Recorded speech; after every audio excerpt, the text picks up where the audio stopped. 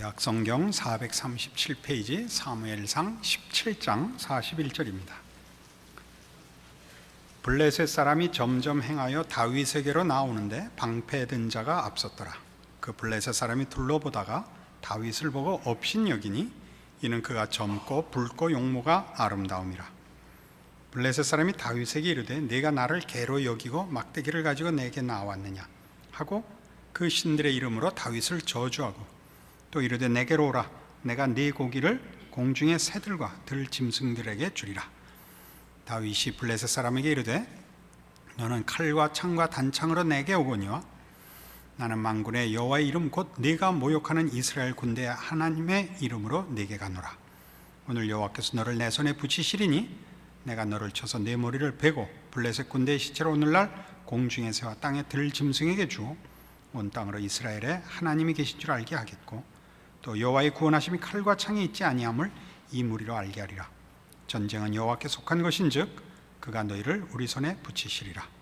블레셋 사람이 일어나 다윗에게로 마주 가까이 올 때 다윗이 블레셋 사람에게로 마주 그 항우를 향하여 빨리 달리며 손을 주머니에 넣어 돌을 취하여 물매로 던져 블레셋 사람의 이마를 치매 돌이 그 이마에 박히니 땅에 엎드러지니라. 우리는 지금 성화를 다루는 내용 속에서 갈라디아서 2장 20절에 있는 우리 신자들의 삶이 예수 안에 있는 믿음으로 승리하며 사는 줄로 아는 말씀을 생각 중입니다. 그 예수 안에 있는 믿음이라는 것이 무엇이냐 하는 문제에서 우리 모두는 사실 진심과 소원을 갖고 있음에도 불구하고 별로 현실 속에서 그 믿음의 승리를 경험하지 못하는 문제를 모두가 겪고 있습니다. 우리는 이 믿음을 확보하고 싶어서 더 많은 열심과 더 분명한 진심을 확인하는 작업을 하는 것이 대부분 성도들의 해보는 유일한 선택일 것입니다. 말하자면 철야도 해보고 금식도 해보고 어떤 큰 봉사도 해보고 어디 세상 현실에서 분리된 하나님만을 위한 하나님과의 더 깊은 교제를 위한 장소나 시간을 내는 이런 열심들을 우리 다 많이 하곤 합니다. 그래도 이 문제는 그렇게 쉽게 답이 얻어지지 않고 열심을 냈으나 그 믿음이 확보되지 않아서 괴로워하는 것이 많은 성도들의, 저를 포함한 성도들의 고민일 것입니다. 이런 고민들은 다 적어도 우리 믿음이 어느 정도 됐으면 만족하겠느냐라는 기준에 비교해서 나온 불만들이죠.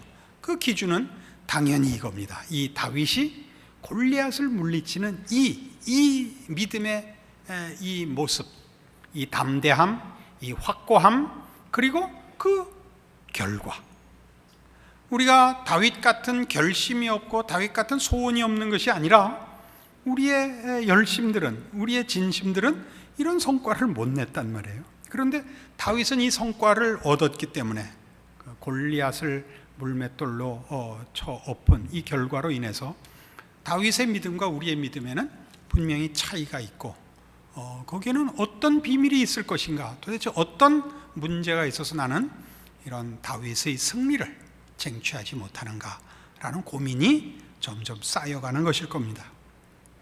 대표적인 사건으로 이 다윗의 이 골리앗을 물리친 사건을 들었습니다만 더 예를 들자면 다니엘의 그 사자굴에 들어가는 일이나 다니엘의 세 친구가 풀무불에 들어가는 것이나 다 우리에게는 부러운 그리고 마음에 소원하는 믿음의 한 이상이고 완벽한 소원들의 그림들일 것입니다.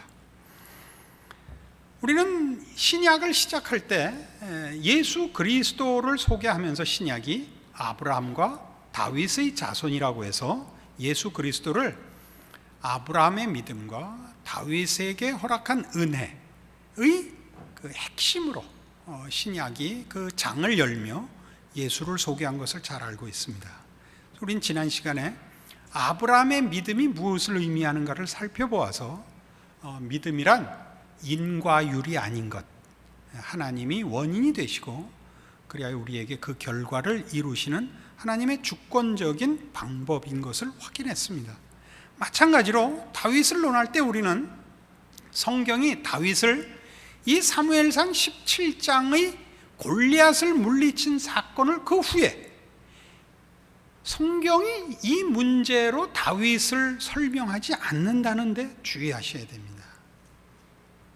다윗을 논할 때는 이것으로는 다윗을 논하지 않고 전혀 다른 것으로 다윗을 언급하곤 합니다. 우리 조금 더 이해를 돕기 위해서 사무엘하 5장으로 가보십시다. 사무엘하 5장 470페이지, 구약성경 470페이지 5장 1절입니다. 이스라엘 모든 지파가 헤브론에 이르러 다윗에게 나와 말하여 가로되 보소서 우리는 왕의 골육이니이다. 전일과 사울이 우리의 왕이 되었을 때도 이스라엘을 거느려 출입하게 한 자는 왕이시었고 여호와께서도 왕에게 말씀하시기를 내가 내 백성 이스라엘의 목자가 되며 이스라엘의 주권자가 되리라 하셨나이다 하니라. 이에 이스라엘 모든 장로가 헤브론에 이르러 왕에게 나오매 다윗 왕이 헤브론에서 여호와 앞에서 저희와 언약을 세우매 저희가 다윗에게 기름을 부어 이스라엘 왕을 삼으니라.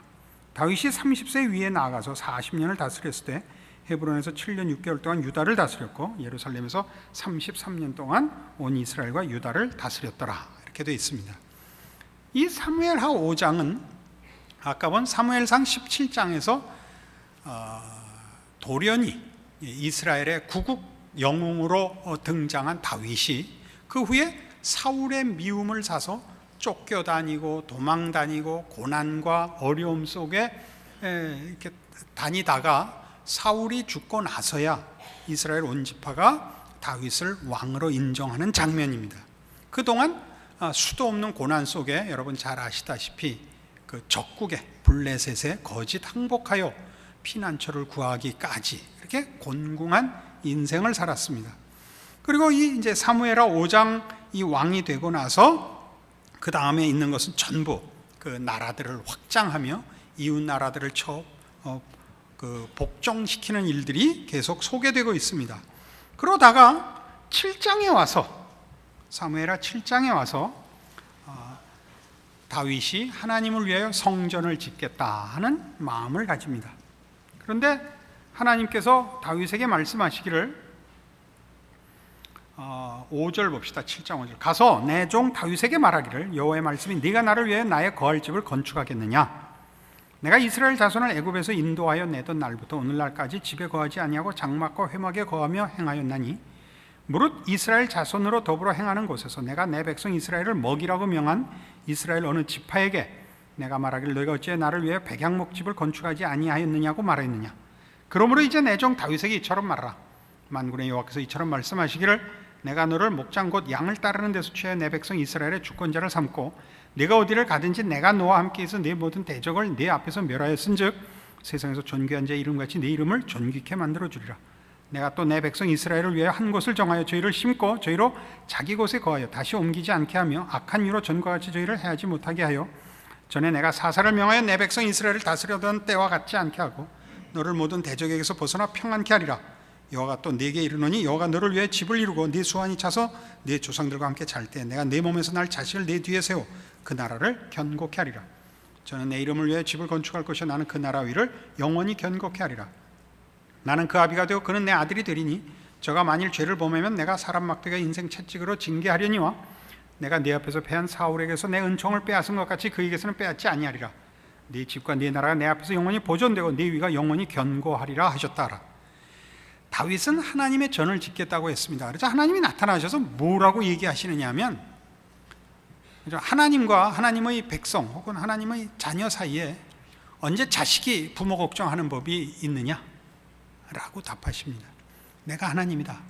내가 네 걱정하고 내가 너를 돌보지 언제 내가 너희들 중에 누구 보고 나 걱정하라 그런 적이 있느냐? 라고 나오십니다. 하나님이 우리의 말하자면 어떤 경배를 받으시며 우리의 항복을 받으시며 우리의 뭐라 그래야 됩니까? 하여튼 헌신을 받으시는 모든 일들은 하나님이 당신의 이익을 위하여 혹은 당신의 필요를 위하여 우리를 사용하시면 아닙니다. 우리가 하나님 나라와 하나님의 영광을 위하여 무엇을 한다 하면 그것 자체가 우리에게 복이고 그 자랑이지, 나 아니면 못할 일이 하나님께 있는 것은 아니다, 그런 얘기입니다. 그러면서 뭘 확인하느냐 하면 이 장면에서 다윗이 하나님을 향하여 이 마음을 가졌기 때문에 보상으로 주시는 것이 아니라, 그러니까 다윗이 하나님을 위해 내가 전을 짓겠습니다, 너희가 왜 나를 걱정하느냐, 내가 너희를 걱정하지, 이거예요.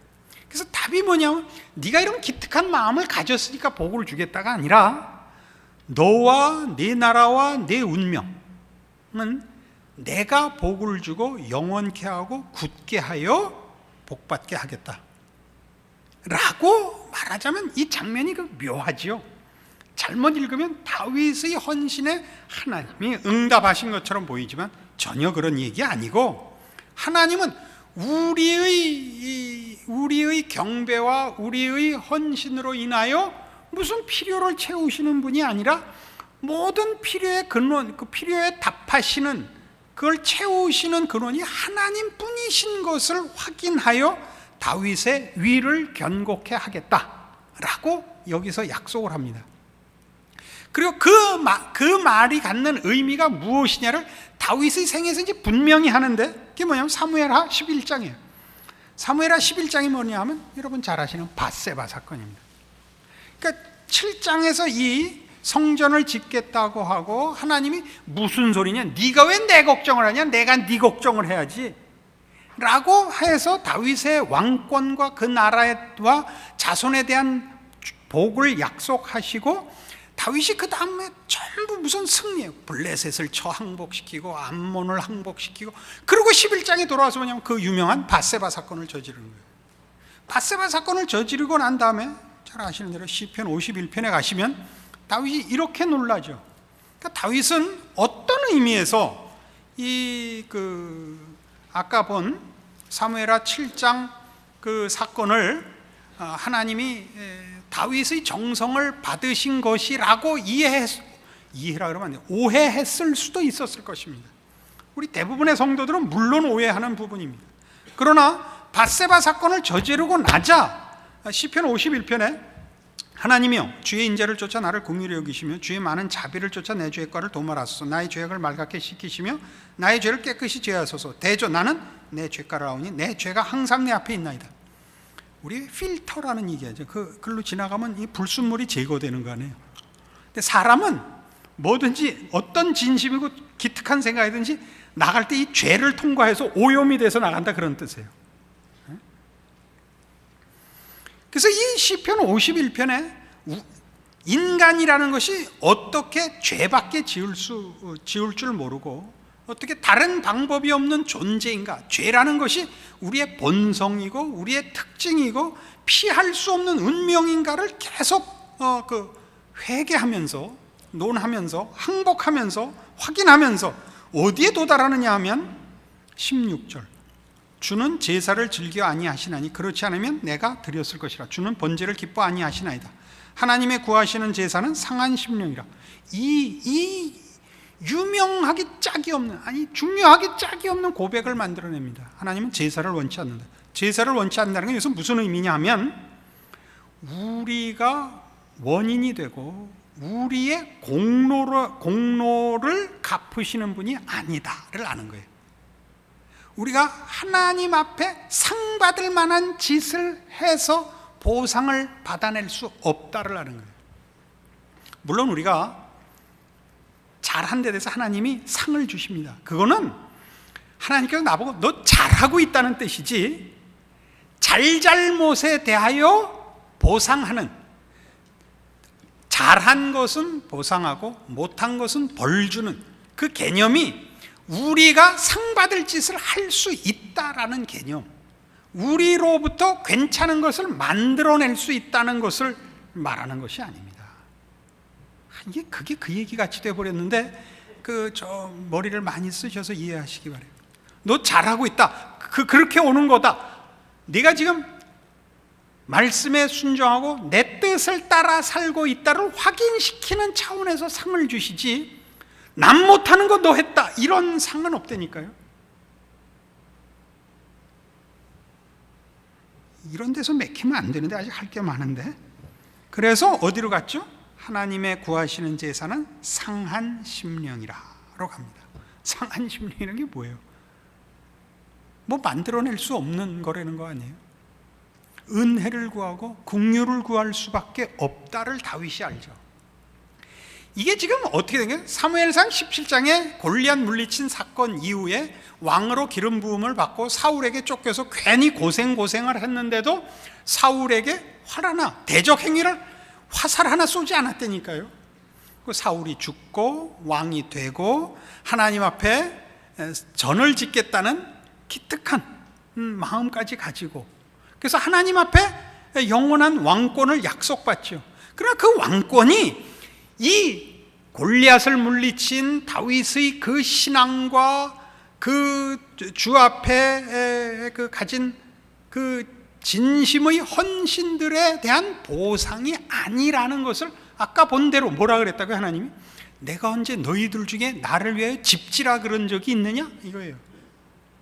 내가 너희에게 해줄 것이지 너희가 나한테 뭘 해줄 수 있단 말이냐 라는 차원에서 다윗의 왕권을 영원하도록 약속하시고, 그것이 다윗의 헌신과 신앙이라는 것이 공로거나 조건이라서 보상받은 것이 아니라는 걸 이제 뒤에 사무엘하 이 11장에 와서 밧세바 사건을 저지르게 말하자면 내비두신 셈이죠. 해서 다윗이 깨닫는 거예요. 나는 내 위에 거룩한 것을, 의로운 것을 지을 수 없는 존재구나를 확인시키죠. 하나님의 구하시는 제사는 상한 심령이라를 알아내죠. 이것은 시편 40편에 조금 더 구체적으로 되어 있습니다. 이쪽이 우리가 이해하기가 더 좋을 수도 있습니다. 시편 40편 1절, 내가 여호와를 기다렸더니 귀를 기울이사 나의 부르짖음을 들으셨도다. 나를 기가 막힐 웅덩이와 수렁에서 끌어올리시고 내 발을 반석 위에 두사 내 걸음을 견고케 하셨도다. 기가 막힐 웅덩이와 반석이 대조되고 있습니다. 기가 막힐 웅덩이는 뭐냐 하면 자신입니다. 우리 죄인된 우리 인간들, 우린 여기서 빠져나오지를 못합니다.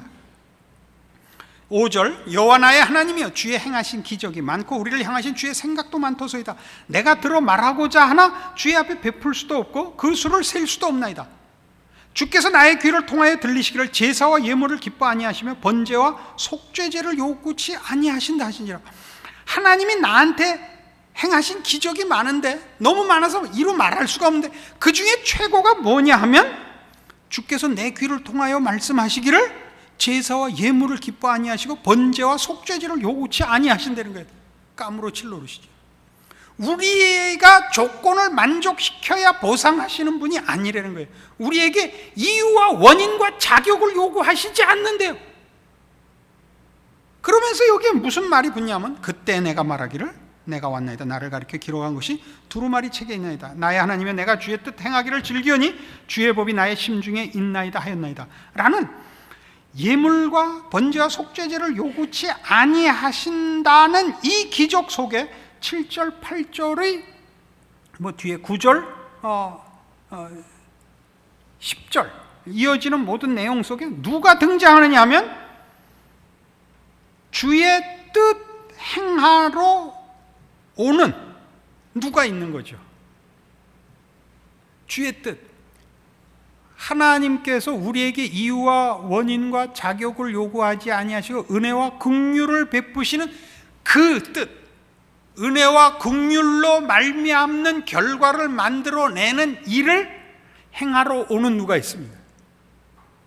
이걸 히브리서 10장에서 예수 그리스도라고 이제 인용하여 설명합니다. 바로 지금 우리 본 이 히브리서 시편 40편을 인용합니다. 히브리서 10장. 히브리서 10장 5절, 그러므로 세상에 임하실 때 신약성경 363페이지입니다. 10장 5절 그러므로 세상에 임하실 때 가라사대 하나님이 제사와 예물을 원치 아니하시고 오직 나를 위하여 한 몸을 예비하셨도다 전체로 번제함과 속죄제는 기뻐하지 아니하시나니 이에 내가 말하기를 하나님이여 보시옵소서 두루마리 책에 나를 가리켜 기록한 것과 같이 하나님의 뜻을 행하러 왔나이다 하시니라. 위에 말씀하시기를 제사와 예물과 전체로 번제함과 속죄제는 원치도 아니하고 기뻐하지도 아니하신다 하셨고 이는 다 율법을 따라 드리는 것이라. 그 후에 말씀하시기를 보시옵소서 내가 하나님의 뜻을 행하러 왔나이다 하셨으니 그 첫 것을 폐하심은 둘째 것을 세우려 하심이니라. 이 뜻을 쫓아 예수 그리스도의 몸을 단번에 들이심으로 말미암아 우리가 거룩함을 얻었노라. 그래서 다윗이 뭘 알아요? 이 예수를 알아요. 우리 신약 성도가 아는 것 같이 아는 건 아니지만 하나님께서 은혜와 긍휼을 우리에게 베푸시기 위하여 누군가 대속자를, 그러니까 우리 성경 전체적인 그 명칭으로는 메시아를, 구원자를 세우실 것을 그가 알고 있습니다. 그러니까 다윗 왕권의 견고함은 다윗 자신이 가진 자격과 조건에 있지 않고 하나님이 예수 그리스도로 말미암아 무한히 베푸실 은혜와 긍휼 속에 참여하는 모든 자들에게 예수 그리스도로 말미암아 이루어 주실 것입니다. 그런 의미에서 다윗은 아까 우리 신약 성경 서두에 그 소개된 말씀으로 제가 소개했듯이 아브람과 다윗의 자손 예수라고 일컬어지는 예수 그리스도를 설명하기 위하여 등장하는 한 사람이며 그가 대표하고 분명하게 상징해야 될 한 중요한 내용을 갖고 있습니다. 뭐죠? 은혜입니다. 사실은 뭐 다 믿음과 은혜가 같은 것입니다만은 조금 좀 더 그 성격이 조금씩 중심이 다른 데 있으니까 우리가 아브라함에게서 믿음을 보았다면 다윗에게서 은혜를 보고 그 믿음과 믿음과 은혜가 말하자면 아브라함의 생애 속에서 또 다윗의 생애 속에서 어떻게 구체화됐고 하나님의 일하시는 방법으로 그것이 분명한 약속이요 우리가 믿을 만한 것인가를 밝히며 그 일을 이루는 실제적인 인물로 예수 그리스도께서 오시는 것입니다. 이 히브리서 10장 12절부터 제가 좀 더 내려 읽습니다. 오직 그리스도는 죄를 위해 한 영원한 제사를 드리시고 하나님 우편에 앉으사 그 후에 자기 원수들로 자기 발등상이 되게 하실 때까지 기다리시나니 저가 한 제물로 거룩하게 된 자들을 영원히 온전케 하셨느니라. 영원히 온전케. 그러니까 여기에는 영원히 온전케라는 얘기는 칭의와 성화를 다 포함하고 있고 예수 그리스도가 죄로부터의 구원뿐 아니라 거룩의 완성으로의 구원을 예수 그리스도 안에서 하나님이 주장하사 이루실 것을 얘기하고 있습니다. 또한 성령이 우리에게 증거하시되 주께서 가라사대 그날 후로는 너희와 세울 언약이 이것이라 하시고 내 법을 저희 마음에 두고 저희 생각에 기록하리라 하시는 후에 또 저희 죄와 저희 불법을 내가 다시 기억지 아니하리라 하셨으니 이것을 사하셨은즉 다시 죄를 위하여 제사 드릴 것이 없느니라. 그런데 지금 예수 그리스도를 보내신 것이 무슨 약속의 분명한 실현이냐 할 때 16절에 있는 바와 같이 저희와 세울 언약이 이것이라 하시고 내 법을 저희 마음에 두고 저희 생각에 기록하리라 라고 새 언약의 실현인 것으로 받고 있습니다. 이 새 언약은 예레미야 31장 31절 이하에 있는 그 유명한 새 언약입니다. 찾아가 봅시다. 구약성경 1102페이지 예레미야 31장 31절 나 여호와가 말하노라 보라 날이 이르리니 내가 이스라엘 집과 유다 집에 새 언약을 세우리라. 나 여호와가 말하노라 이 언약은 내가 그들의 열조의 손을 잡고 애굽 땅에서 인도하여 내던 날에 세운 것과 같지 아니할 것은 내가 그들의 남편이 되었어도 그들이 내 언약을 파하였음이니라. 나 여호와가 말하노라 그러나 그날 후에 내가 이스라엘 집에 세울 언약은 이러하니 곧 내가 나의 법을 그들의 속에 두며 그 마음에 기록하여 나는 그들의 하나님이 되고 그들은 내 백성이 될 것이라. 이 새 언약에 관한 약속은 옛 언약과 그 내용 면에서는 다를 것이 없습니다. 옛 언약도 새 언약이라고 했으니까 그 전에 있었던 언약도, 율법으로 대표되는 옛 언약도 나는 그들의 하나님이 되고 그들은 내 하나님이 그들은 내 백성이 될 것이라 하는 동일한 약속입니다. 그러나 옛 언약은 하나님이 율법으로 대표하신 것 같이 외부적 인도입니다. 그들의 손을 잡고 인도한, 이렇게 표현된 것 같이 외부적 인도라면, 새 언약은 내적 변화입니다. 이제 나의 법을 그들의 속에 두며 그 마음에 기록하는 새로운 방법으로 하나님께서 그의 백성들을 하나님의 뜻에 복종시키며 신실한 믿음의 승리를 하도록 하시겠다고 약속했습니다. 그것을 지금 조금 전에 본 히브리서 10장 12절 이하에서는 이것이 예수 그리스도께서 하신 일이라 이겁니다. 그러니까 예수 그리스도는 죄인 되었던 우리를 위하여 십자가에 죽으사 우리 죄를 씻으셨을 뿐만 아니라 예수 그리스도는 이제 우리 마음에 하나님의 뜻으로, 하나님의 인도하심으로 하나님의 아들인 성자 하나님이 우리 안에 좌정하사 우리 안에서 역사하시는 분이라는 겁니다. 그거를 로마서 8장에 가면 이렇게 설명을 하고 있죠. 로마서 8장, 우리 로마서 8장 1절부터 봅니다. 249페이지 신약 성경입니다. 그러므로 이제 그리스도 예수 안에 있는 자에게는 결코 정죄함이 없나니 이는 그리스도 예수 안에 있는 생명의 성령의 법이 죄와 사망의 법에서 너를 해방하였습니다. 생명의 성령의 법이 우리를 죄와 사망의 법에서 해방하였다고 합니다. 구원을 얻은 모든 자들이 현실입니다. 어떻게? 율법이 육신으로 말미암아 연약하여 할 수 없는 것을 하나님은 하시나니 곧 죄를 인하여 자기 아들을 죄 있는 육신의 모양으로 보내어 육신의 죄를 정하사 육신을 쫓지 않고 그 영을 쫓아 행하는 우리에게 율법의 요구를 이루어지게 하려 하심이라. 육신을 쫓지 않고 영을 쫓는 자들, 영을 쫓는다, 육신을 쫓는다 하는 것 때문에 어떤 오해가 자꾸 생기느냐 하면 내가 중립지대에서 영을 쫓을 것이냐 육신을 쫓을 것이냐라고 내가 선택하는 그림이 자꾸 그려지는데 지금 그 얘기를 하는 것이 아닙니다. 우리 앞에 7장에 무엇이었었죠? 7장 23절, 내 지체 속에서 한 다른 법이 내 마음의 법과 싸워 내 지체 속에 있는 죄의 법 아래로 나를 사로잡아 오는 것을 보는도다. 오라 나는 곤고한 사람이로다. 이 사망의 몸에서 누가 나를 건져내려 했지. 이게 누구야? 예수 오시기 전에 율법 아래에 있는 죄인들이죠.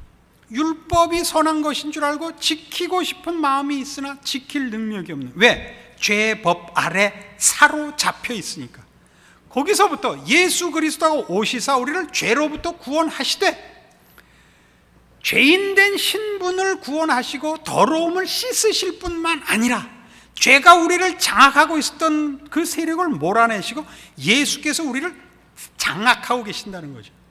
그러니까 예전에 우리는 죄가 우리를 장악하고 있어서 내가 선한 뜻과 거룩한 소원이 있다 할지라도 죄 아래 사로잡힐 수밖에 없었고, 지금은 내가 혹 유혹을 받으며 죄를 짓고 싶은 마음이 있어도 성령의, 우리 주 예수 그리스도의 그 세력과 권세와 구원에 붙잡힌 바 되어 영을 쫓는 자가 됐다, 그러는 것입니다. 물론 여러분 지금 궁금증이 일어날 거예요. 그런데 이거란 말이에요? 조금 더 듣자고요. 우린 그렇게 달라요. 육신을 쫓는 자는 육신의 일을, 영을 쫓는 자는 영의 일을 생각하나니 라는 것은 내가 누구를 선택하면이라는 뜻이 아니라 육신 아래에 있느냐 영 아래에 있느냐를 나누는 것입니다. 구원 얻은 자는 다 영 아래에 있습니다. 성령 아래.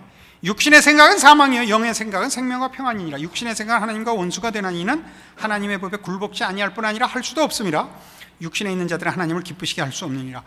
이제 답이 나오죠. 만일 너희 속에 하나님의 영이 거하시면 너희가 육신에 있지 아니하고 영에 있나니 누구든지 그리스도의 영이 없으면 그리스도의 사람이 아니라.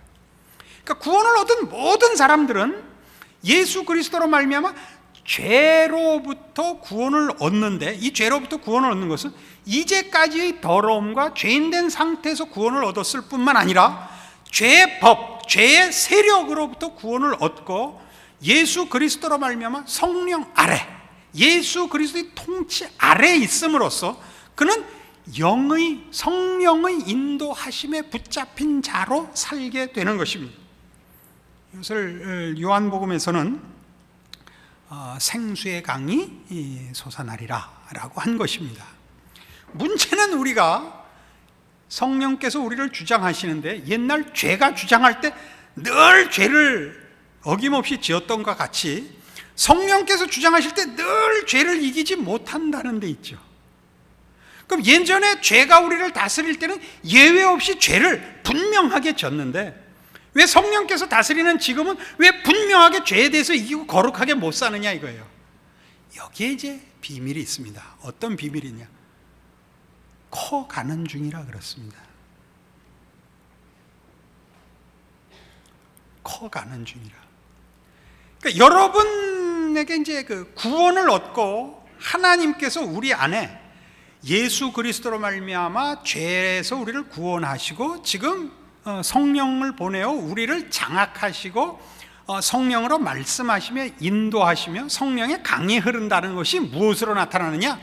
세상 사람들은 고민하지 않는 문제 여러분 고민하며 어지간한 사람이 만족하고 사는 윤리와 도덕적 수준에 대해서 여러분이 불만을 갖고 하나님 앞에서 여러분의 상태에 대해서 고민하는 것입니다. 고민하는 것입니다. 이것은 죄를 짓는 때와 뭐가 다르냐 하면 죄는 죽고 또 죽는 거라서 더 죽고 더 죽고의 차이가 없죠.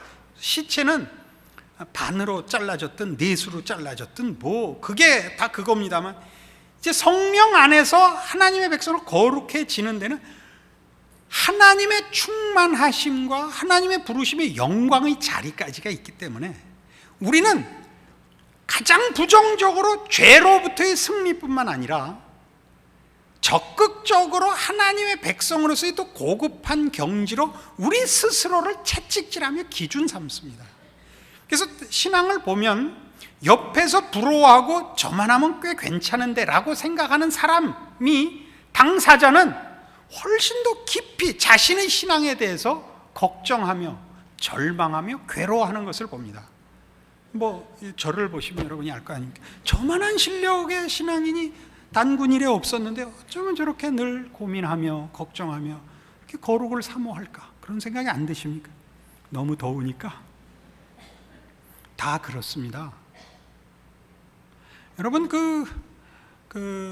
여러분 자녀 기를 때 자녀들이 공부 잘해본 사람은 아는 건데 공부 잘한 아이들일수록 나는 쓸모없는 놈인가 보다 라는 생각 속에 크게 마련입니다. 이 말은 제가 한때는 공부를 잘했다 그런 뜻이기도 합니다. 저는 그때 공부 못하는 사람은 다 죽어야만 되는 줄 알았습니다. 그리고 산수를 100점 못 맞는 건 짐승이고 벌레인 줄 알았습니다. 왜요? 그렇게 모으는 기준이 다릅니다. 그때 제일 제가 걱정을 했던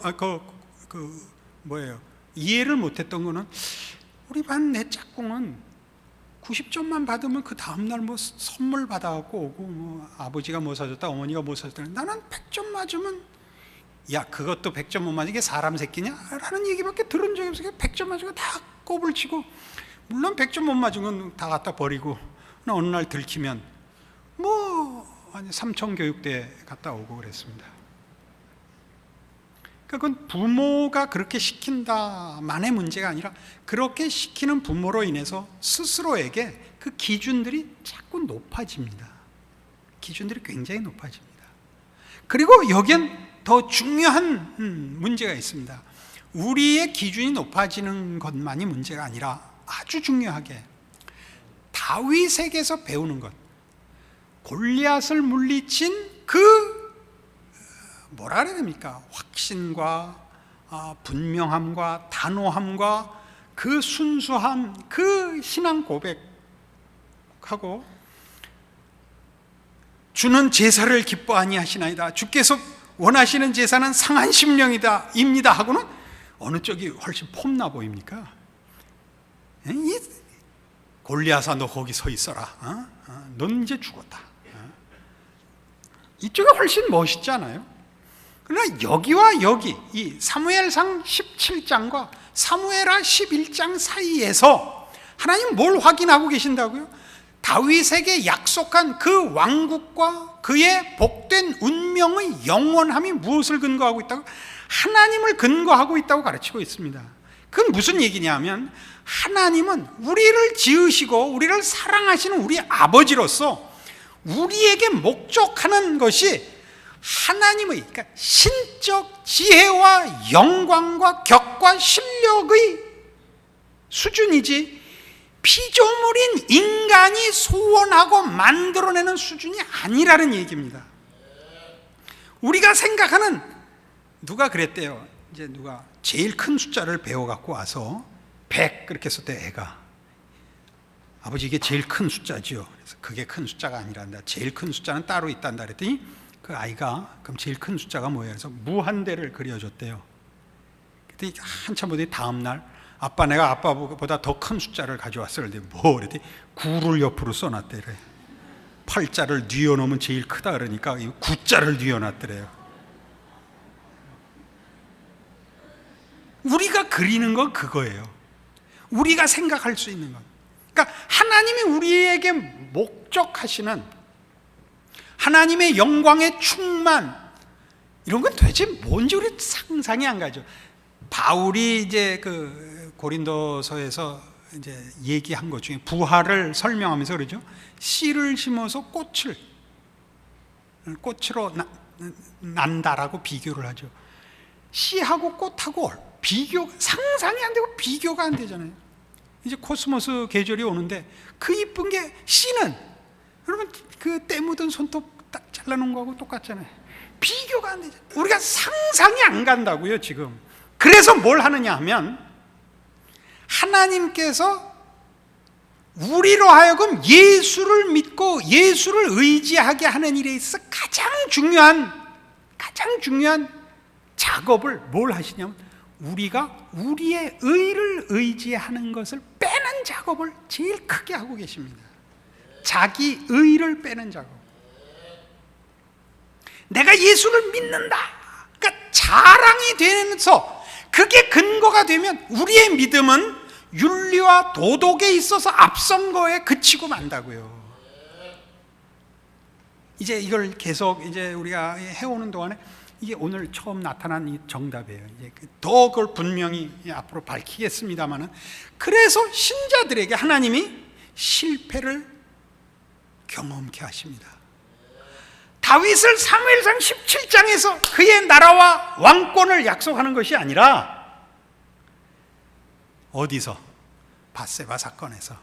그러니까 성경은 다윗을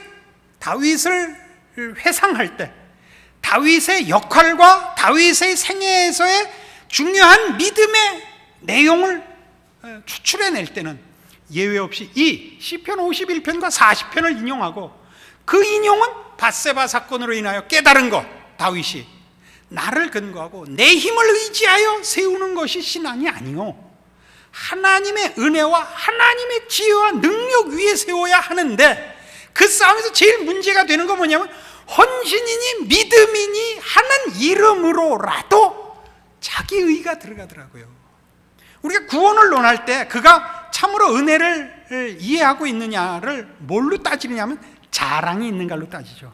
나는 예수 믿었어, 그래서 구원 얻은 거야 라고 얘기하면 그런 자랑이 있는 것이고, 자랑이 있다는 것은 자기가 얻은 결과에 대해서 자기 원인이 있다고 생각하는 것입니다. 난 회개했어, 이것도 원인이 아니라 그랬죠.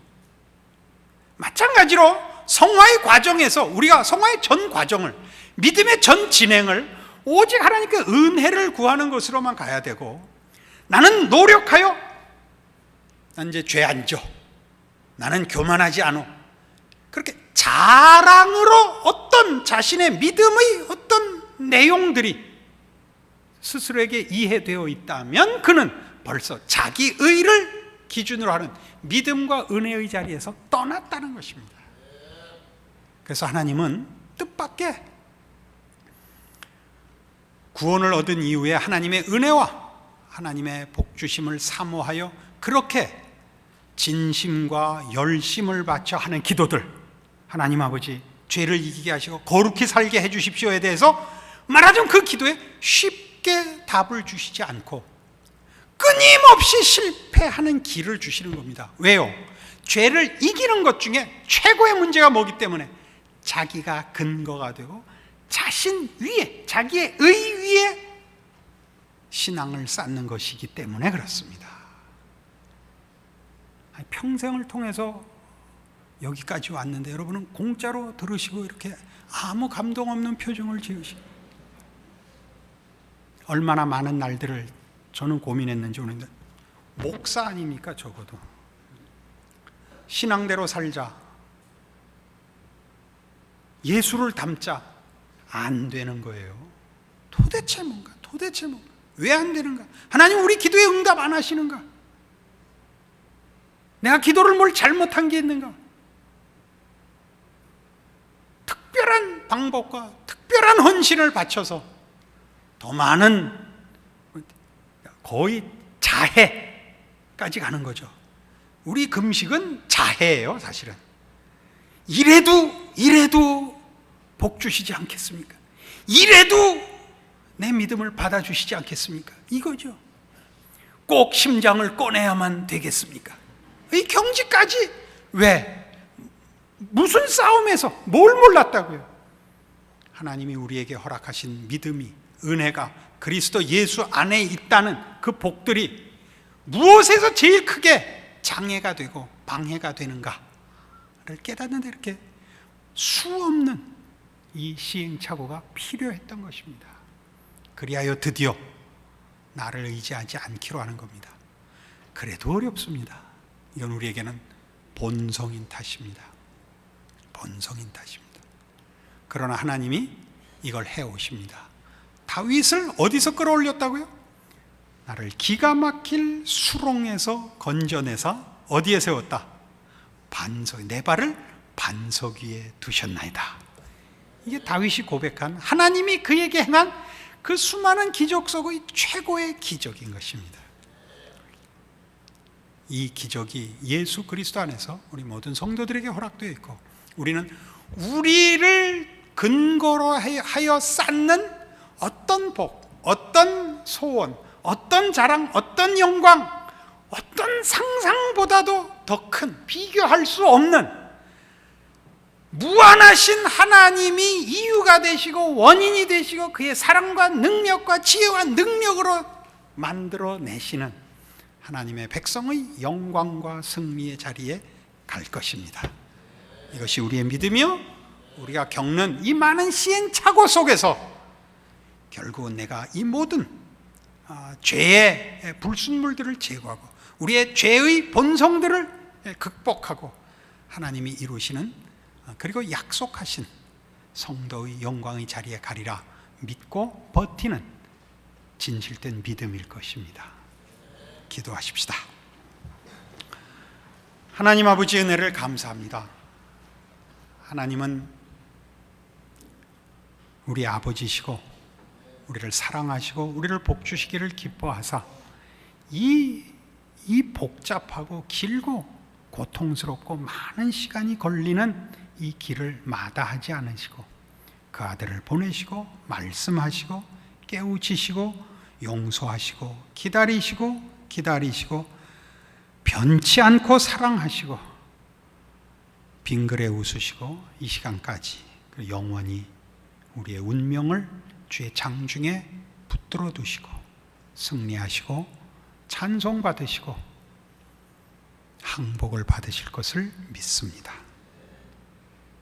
주의 성도 되고 이 하나님의 자녀된 기쁨으로 우리의 믿음과 인내와 충성과 소망과 주를 아는 모든 지식에 우리의 못난 것을 극복한 하나님의 하나님 되심을 근거하는 확신과 믿음과 단호함과 인내와 충성을 놓치지 않는 저희들 되게 하여 주시옵소서. 예수님 이름으로 기도합니다. 아멘.